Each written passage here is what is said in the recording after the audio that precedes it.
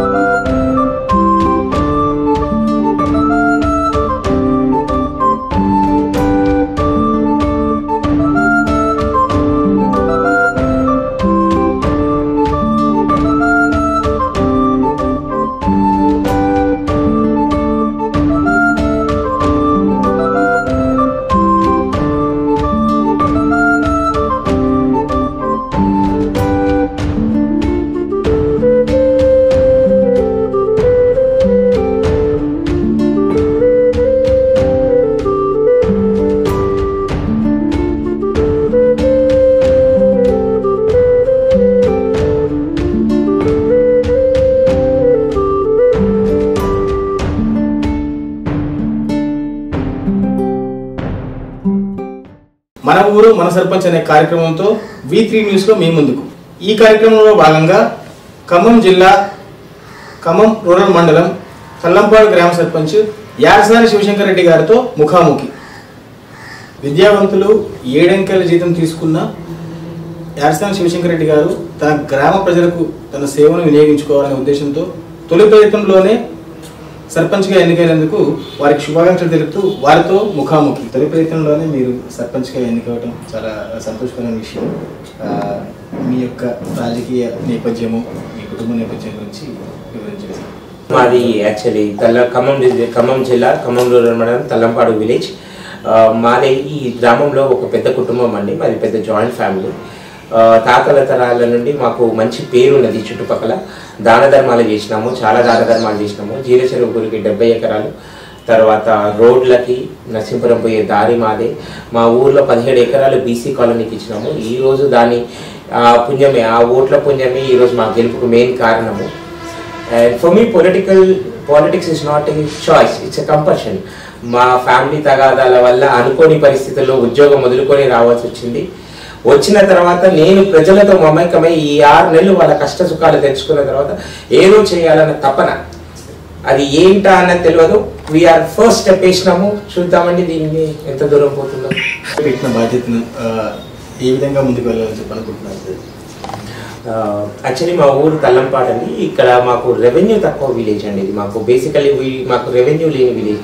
అంటే ఫ్యాక్టరీలు ఉండటం కానీ, లేకపోతే ఇండస్ట్రీస్ ఉండటం కానీ, జిన్నింగ్ మిల్స్ ఇవి మాకు ఏమీ లేవండి. సో కాలేజెస్ కానీ స్కూల్స్ కానీ లేవు, మాకు ప్రైవేట్ స్కూల్స్ ఏవి లేవు. దీనివల్ల మా ఊరికి గ్రామానికి రాబడి తక్కువ. మా ఓటర్స్ వచ్చేసి 3,350 మంది అండి. అదే జనాభా పరంగా చూస్తే 5,000 చిల్లర ఉంటారండి. సో ఈ గ్రామ పంచాయతీకి మాకు వచ్చే రెవెన్యూ మటుకు ఓన్లీ హౌస్ ట్యాక్స్లను ఇంటి పన్నులు మాత్రమే మాకు రెవెన్యూ జనరేషన్ అండి ఉన్నది. ఒక మైనారిటీ ఇన్స్టిట్యూట్ ఉన్నది, దాని నుండి పెద్దగా ఇన్కమ్ లేదు. ఒక జిన్నింగ్ మిల్ ఉంది, దాని నుండి 17,000 కన్నా సంవత్సరానికి ఎక్కువ రావట్లేదు మాకు రెవెన్యూ. సో బేసికల్లీ మేమేమనుకుంటున్నామంటే రెవెన్యూ జనరేషన్ చేయాలి. ఈ ఊరికి రెవెన్యూ జనరేషన్ అంటే చిన్న చిన్న ఫ్యాక్టరీస్ పట్టుకురావటం కానీ, యూనో ఇప్పుడు మాకు నేషనల్ హైవే పడుతుంది అదృష్టం కొద్దీ. సో మాకు రెవెన్యూ జనరేషన్ కదా ఒక మెయిన్ సోర్స్ అవుతుంది అనుకుంటున్నాం. పెట్రోల్ బంక్ ముందుకు వస్తున్నారు జనాలు. సో ప్లాటింగ్ జరుగుతున్నది, వెంచర్స్ వచ్చినాయి మాకు. సో వన్స్ ఈ రెవెన్యూ స్టార్ట్ అయితే we want to mainly concentrate on CC roads, sanitation work మీద అండి. ఈ గ్రామం పెద్దదైపోవటం వల్ల మాకు సీసీ రోడ్లు చాలా తక్కువ ఉన్నాయి. బీసీ కాలనీ అని మా దగ్గర మెయిన్ కాలనీ ఉంటుందండి. ఆ కాలనీలో సీసీ రోడ్లు కానీ సైడ్ డ్రైన్స్ కానీ లేవు. సో మా ఫస్ట్ ప్రయారిటీ ఏంటంటే అక్కడ సీసీ రోడ్లు వేయటము, సైడ్ డ్రైన్లు కట్టడం. మీరు గెలిచిన దగ్గర నుంచి ఇప్పటి వరకు గ్రామానికి చేసిన అభివృద్ధి పనులు గురించి? మేము గెలిచిన మొదటిసారి గెలవంగానే ఇమీడియట్గా చేసిన ఫస్ట్ పని ఏంటంటే వికాస్ డిగ్రీ కాలేజ్ వాళ్ళతోటి టైఅప్ అయి we have done NSS national service program కింద, సోషల్ సర్వీస్ ప్రోగ్రామ్ కింద ఊళ్ళోని స్ట్రీట్ క్లీనింగ్, డ్రైనేజ్ క్లీనింగ్ చేసినామని, చెత్త అవేర్నెస్ ప్రోగ్రామ్స్ లైక్ యూనో మూఢనమ్మకాల మీద ప్రతి ఇంటింటికి తిరిగి ఆ పిల్లల సహాయంతో చెత్త క్లీన్ చేయడం వల్ల లాభం, నాన్ యూసేజ్ ఆఫ్ ప్లాస్టిక్ వల్ల ప్లాస్టిక్ ఎందుకు వాడకూడదన్న దాని మీద, ప్లస్ మూఢనమ్మకాల మీద ఊరి మొత్తం ప్రచారం చేసినాము. That's our first program. దాని తర్వాత ఇమ్మీడియట్గా నెక్స్ట్ ప్రోగ్రామ్ ఇంటింటికి చెత్త పుట్టలు డిస్ట్రిబ్యూట్ చేసి segregation of waste material, wet వేస్ట్ను plastic, dry waste. Wet waste మనం ఎట్లయినా మాకు పొలాలలో వాడుకుంటాము. సో డ్రై వేస్ట్ మాత్రం కలెక్ట్ చేయడానికి రిక్షాలు పెట్టి ఇంటింటికి చెత్తబుట్టలు డిస్ట్రిబ్యూట్ చేసినామని. థర్డ్ ప్రోగ్రామ్ వచ్చేసి blood donation camp with thalassaemia వ్యాధిగ్రస్తుల కొరకు మా ఊరి నుండి యూత్ పిల్లలందరం కలిసి ఒక 55 మంది వరకు 55 యూనిట్స్ డొనేటెడ్ ఫర్ తలసేమియా పిల్లల కొరకు. దెన్ మదర్ తెరీసా ఫౌండేషన్ ద్వారా కలిసి 600 మందికి ఉచితంగా వైద్య శిబిరం నిర్వహించి ఫ్రీ మెడికల్ డిస్ట్రిబ్యూషన్ చేసినామండి. దాని తర్వాత మళ్ళీ చలివేంద్రం పెట్టినామండి. ఎవ్రీ వేసవి కాలంలో చలివేంద్రం పెట్టి everyday mineral water, only Sunday మాత్రం వచ్చేసి బటర్ మిల్క్ ఫ్రీ డిస్ట్రిబ్యూషన్ చేసినామండి. ఇప్పటివరకు చేసిన కార్యక్రమాలు ఇవి. శివశంకర్ రెడ్డి గారు, మేము మీ గ్రామంలో పర్యటించడం జరిగింది. చెత్త ఎక్కువగా కనిపించింది, అదేవిధంగా రోడ్లు కూడా బురదమయంగా ఉన్నాయి. దీనికి గల కారణం sir? Rome is not built in a day అండి. ఇది 6 నెలల్లో చేసే పని కాదండి. మా ఊరికి మీకు ఆల్రెడీ మెన్షన్ చేసినాము రెవెన్యూ లేని విలేజ్ అని చెప్పి. సో మేము ఇది మా ప్రజాప్రతినిధుల దృష్టికి తీసుకెళ్లడం జరిగినది. మా ఎమ్మెల్యే గారు స్పెషల్లీ కందాలు పెందరెడ్డి గారు వారి దృష్టికి తీసుకెళ్తే సీసీ రోడ్లు అన్నీ శాంక్షన్ చేస్తాము, సైడ్ డ్రైన్లు శాంక్షన్ చేస్తామన్న మాట ఇచ్చినారు. ఇదే కాక ఎంపీ గారి దృష్టికి తీసుకెళ్ళినాము. We have given a representation to collector also. కలెక్టర్కి పంచాయతీరాజ్ డిపార్ట్మెంట్కి కూడా పంపించినాము. So government has called for, government కూడా పిలిచిందండి ఈ ఊర్లో ఎన్ని రోడ్లు సీసీ రోడ్లు లేవు, సైడ్ డ్రైన్స్ లేవు, ఏం లేవని. సో మానవ ప్రయత్నం మొదలుపెట్టినాము. వచ్చిన 6 నెలల్లో మాకు సాధ్యమైనంత వరకే కృషి చేసి చేయగలిగినాము. ఆల్రెడీ ఇప్పుడు 4 లక్షల రోడ్ ఒకటి శాంక్షన్ అయింది పొంగులేటి శ్రీనివాస్ రెడ్డి గారు ఎక్స్ఎంపీ నిధుల ద్వారా. అది వర్క్ ఇవాళే స్టార్ట్ అయిందండి. అది కాక మళ్ళీ మేము అవేర్నెస్ క్రియేట్ చేయడం వల్లనే మీకు ఈ మాత్రం తక్కువ చెత్త కనిపిస్తుందని. ఇంత ముందర చూడాల్సింది చెత్త అనేది ఎంత ఉండదా అన్నది ఇప్పుడు చాలా వరకు బెటర్. సో మాకు ఇంకొకటి ఏంటంటే సెంట్రల్ గవర్నమెంట్ ఈజీఎస్ నుండి పారిశుద్ధ్య వర్క్ అనేది తీసేసిందండి. దానివల్ల మాకు ఇప్పుడు రెవెన్యూ లేకపోవడం, జనరల్ ఫండ్ అనేది మా ఊరికి 4 లక్షలే ఉందండి. దానివల్ల we are not able to recruit more people. మేము పీపుల్ని రిక్రూట్ చేసుకోలేకపోతున్నాము. ఉన్న బడ్జెట్లో 4-5 వేల మంది ఊరు విలేజ్కి 4 ఎంప్లాయీలను పెట్టి నడుపుతున్నామండి మేము. అది వాళ్ళే పబ్ ఆపరేటర్లు, వాళ్ళే గుమస్తాలు, వాళ్ళే స్వీపర్లు. సో యూనో మీరు అర్థం చేసుకోండి, ఇంత పెద్ద ఊరికి 4గురితో చేయడం చాలా కష్టము. వీ హోప్ మా ఎమ్మెల్యే గారు మా వర్డ్స్ వింటున్నారు, మాకు సపోర్ట్ చేస్తారు. పార్టీ మారినాను, మా మీద అభిమానం సార్కి ఉంది, సార్ మాట నిలబెట్టుకుంటారని ఆశిస్తున్నామండి. పంచాయతీ సెక్రటరీకి చెక్ పవర్ రద్దు చేసి ఉప సర్పంచ్కి చెక్ పవర్ ఇవ్వడం వల్ల తెలంగాణ వ్యాప్తంగా, రాష్ట్ర వ్యాప్తంగా ఆందోళన జరుగుతుంది. దాని యొక్క ప్రభావం మన గ్రామ పంచాయతీ పైన ఎంత మేర ఉంది? ఫ్రాంక్లీ స్పీకింగ్ ఏమీ లేదండి. ఎందుకంటే ఇది బేసికల్లీ అధికార కేంద్రీకృతం గురించి. ఊర్లో 2 పవర్ సెంటర్స్ ఉండకూడదు. వైస్ ప్రెసిడెంట్, సర్పంచ్ ఇద్దరికి చెక్ పవర్ ఉంటే ఒకళ్ళు ఎస్ ఒకళ్ళు నో అంటే ప్రాబ్లం అవుతుందన్న ఉద్దేశంతో గవర్నమెంట్, పాత గవర్నమెంట్ ఆలోచించి సెక్రటరీ గారికి ఇవ్వడం జరిగినది. ఒక గవర్నమెంట్ అఫీషియల్, ఒక ప్రజాప్రతినిధి ఇద్దరు ఉంటే కోఆర్డినేషన్ బాగుంటుందన్న ఉద్దేశంతో ఇవ్వడం జరిగినది. కానీ ఈ మన అసెంబ్లీ, మన ముఖ్యమంత్రి గారు కాదు, ఇద్దరు ప్రజాప్రతినిధులు ఉంటేనే ఇంకా మంచిగా బ్యూరోక్రసీని ఇరాడికేట్ చేసి ఫాస్ట్గా చేయవచ్చు పనులన్న ఉద్దేశంతో వారి ఉద్దేశం అది. So basically it's half glass full, half glass empty అండి. అంటే ఒక గ్లాస్ తీసుకుంటే నీళ్ళు నాకు సగం నిండుకు కనిపిస్తుంది, మీరు సగం ఎంటీ అనొచ్చు. సో కొంతమందికి ఆ కేంద్రీకృతం అనేది 2 పవర్ సెంటర్లు ఇష్టం లేదు, కానీ మాకు ప్రాబ్లం లేదండి. మా ఊళ్ళో మేము కలుపుకొని పోతాము. మా వైస్ ప్రెసిడెంట్ కూడా విజ్ఞతగా గమనించి తను కూడా కోఆపరేషన్ పర్వాలేదు బాగానే ఇస్తున్నారు. So hope so it works out very well for us. Coordination కూడా బాగుంటుందని కోరుకుంటున్నాము. అండ్ మేజర్ ఇంకొక ప్రాబ్లం ఏంటంటే ఇంతవరకు చెక్ పవర్ రాలేదు, వచ్చింది అంటున్నారు. మా స్పెసిమెన్ సిగ్నేచర్లు ఇవన్నీ తీసుకెళ్లారు, కానీ ఇంతవరకు అయితే we have not able to pass 1 check also. ఇంతవరకు ఒక చెక్ కూడా పాస్ చేయలేకపోయాము. సో మా పాత బిల్లులో పెండింగ్ అయింది. పెద్ద గ్రామ పంచాయతీ, మేజర్ గ్రామ పంచాయతీ. సో బాగానే పెట్టినాము జనాల కొరకు, ఎందుకంటే గెలిపియం అనేది ఎక్స్పెక్టెడ్ అలాట్ ఫ్రమ్ అస్. మా నుండి చాలా ఎక్స్పెక్ట్ చేసి కొత్త సర్పంచులు ఎన్నుకున్నారు.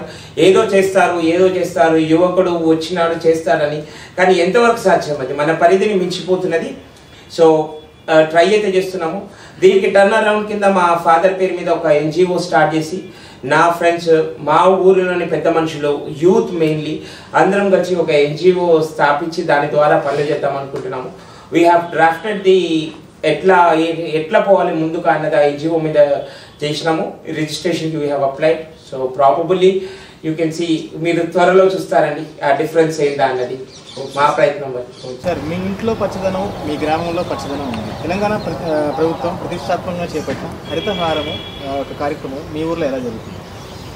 మా ఇల్లు అంటారా అండి, ఫస్ట్ ఏదైనా మన దగ్గర నుండి స్టార్ట్ అయితే బాగుంటుంది అన్నది మా ఉద్దేశము. సో యూ కెన్ సీ మా ఇల్లు చూడగలుగుతారు. చాలా మొక్కలు నాటినాము ఆల్రెడీ. 6 CM గారు కానీ కొత్త పంచాయతీరాజ్ చట్టం కానీ ఇంటింటికి 6 మొక్కలు నాటాలని ఉంది. So we already started our program. మీరు చూడొచ్చు, already 3 months to 2 months old ఉన్న మొక్కలు ఉన్నాయి. ఇది వెరీ గుడ్ కాన్సెప్ట్ అండి గవర్నమెంట్ది, but it should be in implementation also. కానీ మాకు కొన్ని ఛాలెంజెస్ ఉన్నాయి. ఊరికి వెళ్ళి ప్రతి ఒక్కరిని అడగాలి. అందరూ పూల మొక్కలు, పండ్ల మొక్కలకి ఇష్టపడుతున్నారు. అండ్ గవర్నమెంట్ నర్సరీస్లోకి పోతే మనకు అవి దొరకట్లేదు. మెయిన్లీ గూబా, చింత ఇవి ఇస్తున్నారు. అవి కాకుండా వీ హ్యావ్ ఆస్క్డ్ ఫర్ టేకులు ఇవి ఆల్రెడీ ఇప్పటి వరకు 10,000 మొక్కలు డిస్ట్రిబ్యూషన్ చేయడం జరిగినది ఊరు మొత్తంలో. వాటి సంరక్షణ కొరకు ట్రై చేస్తున్నాము. As again go back to the problem అన్నట్టు మాకు వర్కర్లు తక్కువ. ఎనీవే మాకు ఇది ఈజీఎస్ కేంద్రం నిధులు బాగానే నడుస్తుంది. ప్రోగ్రామ్ అయితే బాగానే నడుస్తుంది. ఇది ప్రతిష్టాత్మకంగా తీసుకొని మేము కూడా మొక్కలు పెంచడానికి ట్రై చేస్తున్నామండి.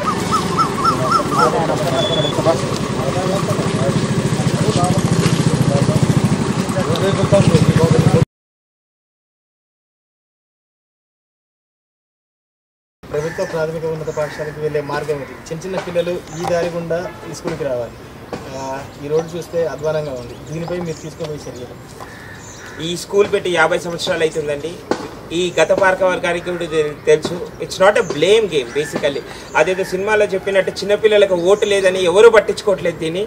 కాకపోతే మేము వచ్చిన తర్వాత ఫస్ట్ ప్రయారిటీ కింద చేద్దామంటే మాకు చెక్ పవర్ లేక మా చేతులు కట్టేసినారు.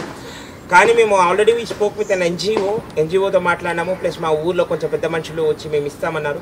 దీనికి మొత్తము 5 లక్షలు పడుతుందండి. మొత్తము 100 meters ఉందండి అక్కడ నుండి ఇక్కడ వరకు. ఆల్రెడీ శాంక్షన్ చేయడం జరిగింది. వాళ్ళు వచ్చి కొలత తీసుకుపోవడం జరిగినది. ఈ ఇండిపెండెన్స్ డే రోజు పిల్లలకి అదే ప్రామిస్ చేసినాను, ఫస్ట్ మీకు చేసే పని ఇదేనమ్మా అని. So you can see 3 months లోపల మీకు ఈ రోడ్డు వస్తుంది. ప్లస్ ఇంకొక చిన్న ప్రాబ్లం ఏంటంటే మాకు ఇక్కడ బోర్ వేస్తే ఆల్వేస్ ఉప్పు వాటర్ వస్తుందండి. పాపం చిన్నపిల్లలు ఉప్పు వాటర్ తాగలేక చాలా ఇబ్బంది పడుతున్నారు. సో నేను నా పర్సనల్ దాంతో ప్లస్ గ్రామ వీళ్ళతో కలిసి పైప్ లైన్ తవ్వించి వీళ్ళకి మంచినీటి పైప్ లైన్ ఇద్దామనుకుంటున్నాము. And as you know government mission Bhagiratha compulsory స్కూల్స్కి ఇవ్వాలని. కానీ మా ఊర్లో సగం మిషన్ భగీరథ వర్క్ జరిగి ఆగిపోయిందని ఇంతవరకు ఈ స్కూల్ వర్క్ అయితే తవ్వలేదు. నేను వాళ్ళకి రిపీటెడ్ రిప్రజెంటేషన్స్ ఇచ్చినాను. భగీరథ వాళ్ళు వచ్చి ఈ స్కూల్కి ఇంతవరకు అయితే వాటర్ కనెక్షన్ ఇవ్వలేదండి. పేరు మీద స్టార్ట్ చేయబోయే ట్రస్ట్ ద్వారా మీరు గ్రామంలో ఎటువంటి సేవా కార్యక్రమం చేయాలి? మెయిన్గా మేము కాన్సన్ట్రేట్ చేసుకునేది ఏంటంటే ఉమెన్ ఎంపవర్మెంట్ అండి.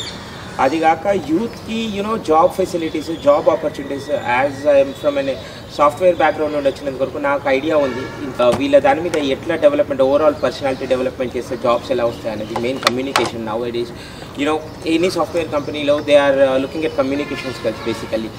అండ్ ఇంకోటి ఒకటి ఉందండి, మనం ఏమి ఇంజనీరింగ్ చేసినా ఫైనల్గా సాఫ్ట్వేర్కి పోవచ్చు. సివిల్ ఇంజనీర్ అయినా సాఫ్ట్వేర్ ఇంజనీర్ కావచ్చు, ఎవరైనా కావచ్చు. సో దానికి కావాల్సిన బేసికల్ స్ట్రక్చర్ ఏంది, how you build your personality towards your getting జాబ్కి. సో దాని మీద ట్రైనింగ్ ప్రోగ్రామ్స్ కండక్ట్ చేసి యూత్ని ఓన్ చేసుకొని మేము ఆ యూత్కి ఫ్రీ ఎడ్యుకేషన్ ప్రొవైడ్ చేద్దామని. నాట్ ఎడ్యుకేషన్ డజంట్ మీన్ చదివేయటమని. ఓవరాల్ డెవలప్మెంట్, క్వాంట్ మీద, అనలిటికల్ మీద, how to crack an interview అన్నది నా స్పెషలైజేషన్ నాది జనాలకు ఎలా యూస్ఫుల్ అవుతుందా అన్నది అది ఒకటి ట్రాన్స్ఫర్ చేద్దామని. ఇంకొకటి ఉమెన్ ఎంపవర్మెంట్, బేసికలీ ఉమెన్ కూడా వాళ్ళకి ఎడ్యుకేట్ చేయటము, హౌ వాళ్ళు సొసైటీలో థ్రెట్స్ని ఎలా ఓవర్కమ్ కావాలని. You have be seeing like వాళ్ళకి రోజు రేప్ కేసెస్ కానీ హెరాస్మెంట్స్ కానీ లేడీస్ మీద దిన్ బై దిన్ రోజుకి పెరిగిపోతున్నాయండి. So training them in martial arts, protecting them selfs, వాళ్ళని ఎలా ప్రొటెక్ట్ చేసుకోవాలి. So and basically I strongly 50% reservation అనేది ఫీమేల్కి ఉండాలనేది I strongly voice for it. And లేడీస్కి వాళ్ళని ఆ విధంగా ఎంపవర్ చేసి వాళ్ళకి జాబ్స్ వస్తే ఇంటికి దీపం ఇల్లాలంటారండి బేసికలీ. సో అమ్మ కానీ ఇల్లాలు కానీ సుఖంగా ఉంటేనే ఆ ఇల్లు సుఖంగా ఉంటుంది. తను రెవెన్యూ జనరేట్ చేయగలిగిందంటే ఆ ఇల్లు రియల్గా ప్రాస్పరస్ అవుతుంది. సో మేము వాళ్ళని ఆ విధంగా ముందుకు తీసుకెళ్దాము. వాళ్ళకి ఎలా ఇన్కమ్ సోర్స్ జనరేట్ చేయగలుగుతారు. కాలంలో మాకు కుట్టు మిషన్లు ఇవ్వాలని లేదండి, కుట్టు మిషన్లు ఇచ్చి వాళ్ళని ఏదో కన్ఫైన్ చేయాలని కాదు, more of an education provide చేసి ఎంపవర్మెంట్ చేసి వాళ్ళు సస్టైనబిలిటీ తీసుకురావాలనేది మా కాన్సెప్ట్ అండి. ఇప్పుడు చాలా గవర్నమెంట్ స్కీమ్స్ కూడా ఉన్నాయి. సో వాళ్ళకి ఇన్ఫర్మేషన్ పాస్ ఆన్ చేసి వాళ్ళకి ఏమన్నా కావాల్సి తిరగలేరు కదా వాళ్ళు బేసికలీ. సో వాళ్ళ తరఫున మేమే పోయి మా యూత్ పోయి వాళ్ళ తరఫున అప్లికేషన్స్ పెట్టి వాళ్ళని ఎంపవర్ చేద్దామన్న మెయిన్ ఉద్దేశం అండి. And basically we don't want to get in to infrastructure business like వచ్చి రోడ్లు వేస్తారా, సీసీ కాలువలా అంటే అది మెయిన్ గవర్నమెంట్ డ్యూటీ అండి. అది ఒక సీసీ రోడ్ వేయాలంటే 2 లక్షలు 3 లక్షలు అవుతుంది. దాని బదులు ఐ కెన్ మేము పోయి ఒక 10 మంది అమ్మాయిలకు మంచి ట్రైనింగ్ ఇచ్చి వాళ్ళకి సెల్ఫ్ సఫిషియెంట్ చేసి జాబ్ తెప్పగలుగుతాం. సో మేము more of concentrating on that.